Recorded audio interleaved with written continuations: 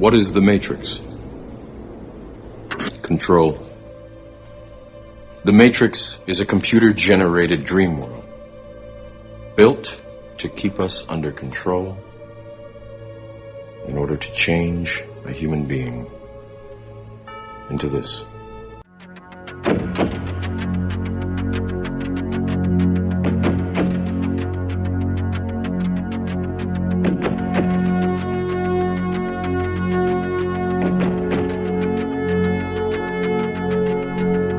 Hello and welcome to True Crime Rocket Science, the most authentic voice in true crime. It's a special welcome today to the 10,000 subscribers, especially to those who are new to this channel. At the end of this episode, I'll be taking you through some of what I'll be putting up on this channel throughout April and towards the end of April, so stay tuned to that. If you're new to this channel and you haven't subscribed, please do. And let's get started with today's episode. Coronavirus. Why people turn to conspiracies. We turn to conspiracies out of fear. We turn to conspiracies to get a sense of control about our world. We turn to conspiracies to find meaning in the madness. Pandemics are a complicated and difficult business with a lot of pain and no quick fixes. Like everything else, we want a quick, simple explanation for a complicated problem. When it seems there isn't one, people get desperate. Desperate people do desperate things. They panic. They can't think straight. Turning to conspiracies is the psychological equivalent of putting a label on something. We think we know what something is when we label it. We think we have something or someone under control when we put a label on it or on them. A conspiracy is just another label, and as with most labels, the label is often wrong or misleading. On Twitter, someone interested in true crime recently brought a conspiracy to my attention. Curious, I had a look at this person's Twitter timeline and found, to my dismay, it was wall-to-wall conspiracies, especially regarding the coronavirus. Are folks interested in true crime more or less capable of discerning the truth and reality? I also found this nugget. Coronavirus is 666, which means what exactly?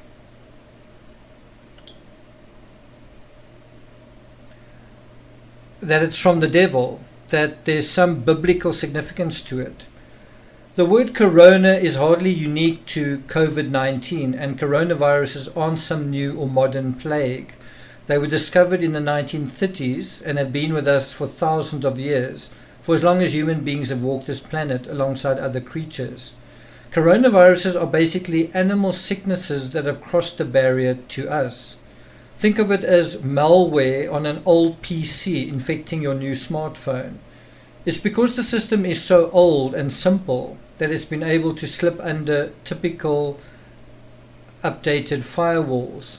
It's also a sign of the rapid expansion of something, for example smartphones and software, where forgotten legacy systems may expose flaws in new, untested arrangements. That's the price of brisk deployment of new technologies. Something old comes along and shows the cracks in the new thing, and sometimes a grain of sand can break a machine. Just as the internet, social media, and smartphones have taken the world by storm, spawning computer viruses as a sort of byproduct, our species is doing the same. Currently, the world population stands at 7.79 billion. 25 years ago, it was 5.7 billion. So far this year, 34.6 million have been born and 4.5 million have died. Just today, 121,000 people were born and about 51,000 have died. Just today, the world's population has grown by over 70,000. What happens when there is such rapid growth in any system? There's a logical, scientific, obvious explanation, and then there's the simpler scenario, a conspiracy. What's happening is all part of some nefarious plan. The idea is a comfort of sorts to some. If the word corona equals 666, does that mean the gaseous envelope of the sun and stars is also connected to the devil? The life-giving stuff from our sun that warms our planet and feeds our plants and trees, is that the devil's work? In botany, the word refers to a trump-shaped growth, for example, in the daffodil or narcissus flower. In architecture, corona refers to a feature in the Greek classical style. The word itself comes to us from the 16th century and refers to any object shaped like a crown. Are objects wearing crowns equals 666? The reason conspiracies are so sticky is because there's a grain of truth in them. We suspect reality is worse than the reality we know and accept, and often it's true. Ross Douthat, I hope I'm pronouncing it right, author of The Decadent Society, points out in his book that at the same time we fear catastrophe, we also pine for it. The alternative is to accept a humbling and humiliating fate, that we will simply get older and weaker, live out unremarkable lives, and disappear from this world as unremarkably as we entered it. Part of our interest in conspiracies isn't so much the fear of control, it's the hope that we are important enough to need to be controlled. Our fear is that we aren't. Our fear is that no one and nothing is really in control. Our fear is that we come into an uncaring world and we exit an uncaring world. According to Douthat, we're trapped in a stale system that keeps spinning in place, reproducing the same arguments and frustrations over and over again. We've become a world-spanning species, but we've discovered the universe seems too vast to explore. And that's from a quote that I think he gave to Vox.com. So we're stuck, and it feels meaningless. When a serious threat threatens us like this one, a pandemic, we feel helpless and vulnerable. It's all so meaningless. In our desperation, we manufacture conspiracies to make it feel meaningful instead of pointless, to make our lives seem to involve some purpose, so that there's a reason behind all this mayhem. For some, that's a more comforting thought than that this is natural and random and that we have no control over it.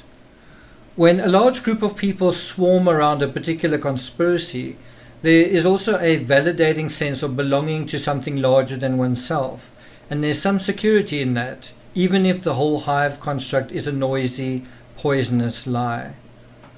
One of my favorite scenes in any movie is this one from The Matrix, the clip that I played at the beginning of this episode, where Morpheus introduces Neo to a new reality. It's a less nice place than the world Neo's been living in.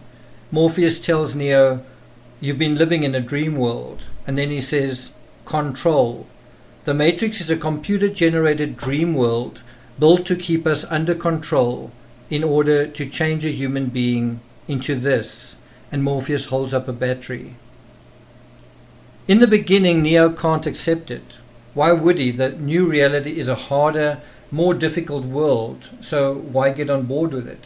Why take something on that's worse than the reality you know? Eventually Neo realizes he doesn't have a choice, and he becomes a major proponent giving life and determinism to this reality, ultimately changing the outcome. In the reality that extends beyond the movie, we can see Morpheus was trying to convince Neo of a conspiracy, that our free will is an illusion, and that people are under control, their actions, their entire lives adding up to a thing called commerce. If we take one feature of our world, social media say, every click and like observed, we may not be batteries for machines, but we are part of a database that makes others rich. So there is truth that we're part of a system that is to some extent using us and at our expense. But the flip side is that we're also using these technologies, and we can choose not to use them, and they can and do benefit us so long as we use them mindfully. Besides social media, there's a broader internet and capitalism and the civil accoutrements of the public transport, or even a city. We are both controlled by the rules governing these systems, but we also get to enjoy the fruits of them, don't we? The real message behind conspiracies in a pandemic is that they're very harmful. They feed into people's fear, and they build a distrust regarding the very systems our civilization is built on. Giving the flu a name linked to a nation to sow division isn't helpful either. The Spanish flu of 1918 wasn't Spanish. It likely originated on a hog farm in Kentucky, passing from migratory birds to pigs to us. And if you don't believe that, I'll put a link in the description. You can follow the article in the Denver Post and read about that particular item of information. And it is important to check your sources. It is important to have well-known sources that you trust. One of the sources that I trust is ft.com, the financialtimes.com, but it's also good to have a basket of sources and to kind of cross-reference them from one another. It's also good to make up your own mind about what you think is true and what isn't. It's particularly important now, during these periods of civil disturbance, that we need to manage our anxiety and be willing to trust and rely on governments, healthcare, the police, and each other. Conspiracies sow seeds of distrust, make the anxious more anxious, and weaken the glue holding our world together. In a world-altering, world-threatening scenario like a pandemic, conspiracies can play a significant role in escalating panic and distrust. It's true that certain systems will need to go when all this is over, and certain living arrangements, like perhaps skyscrapers or squatter camps and slums, may need to be reimagined, updated or upgraded, and even our approach to family planning and urban density may need to be reviewed. But pandemics aren't the time to dismantle civil systems that control and manage society. We can do that afterwards. Pandemics are the time for self-discipline, self-control, steady hearts and steady minds. One could even argue that pandemics are the time to make sure you get a good night's rest. In fact, that may be the best advice anyone can give you, is make sure you're not so worried, so constantly online, so overstimulated that you can't sleep at night. Make sure that you get a good night's rest each night. There is research to back up the fact that there's nothing that can boost or maintain a strong immunity than getting enough sleep at night. Conversely, as you get less and less sleep each night, your immunity erodes. Your ability to think rationally and reasonably erodes. So the best thing you can do right now is possibly make sure that you're sleeping okay. So now is the time to focus on staying healthy, on limiting the spread of the virus and surviving. Conspiracies shift that focus to the potential ruin of all. In this sense, conspiracies can be even more harmful and dangerous than the pandemic itself, because more than the pandemic, it can drive social anxiety, leading to social upheaval, unrest, and ultimately even anarchy. Now is the time to trust one another and trust the systems in your own body. Now is the time to put aside the worries of the world when you lay your head on the pillow. Now is the time for saner heads to prevail. That comes from a post that I put up on my Patreon page, which is patreon.com/TCRS. Each day I also put up my coronavirus diary, which just sort of deals with my view of the world from where I am. I look at some of the stats, the graphs, world news, local news, and then, as I say, putting my own sort of spiel in and around it. At the beginning of this episode, I said that I would let you guys know what's in store on this channel for the remainder of the month. Well, what we're going to look into probably in the middle of the month, so the sort of week 3 and 4 period, we're going to go back to the disappearance of Madeleine McCann, the documentary. So I'm going to take you through that. And then I'm also going to take you through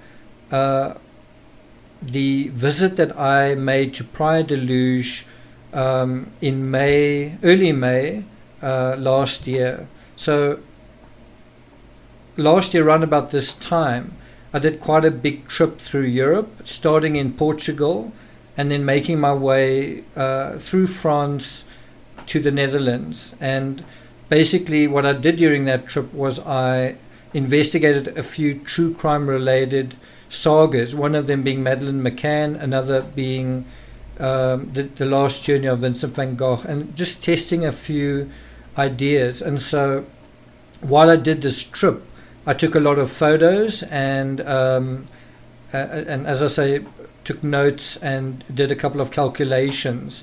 And so as we go through April, I'm going to be sharing some of those insights and sights and sounds with you guys. So that's something to look forward to on this channel.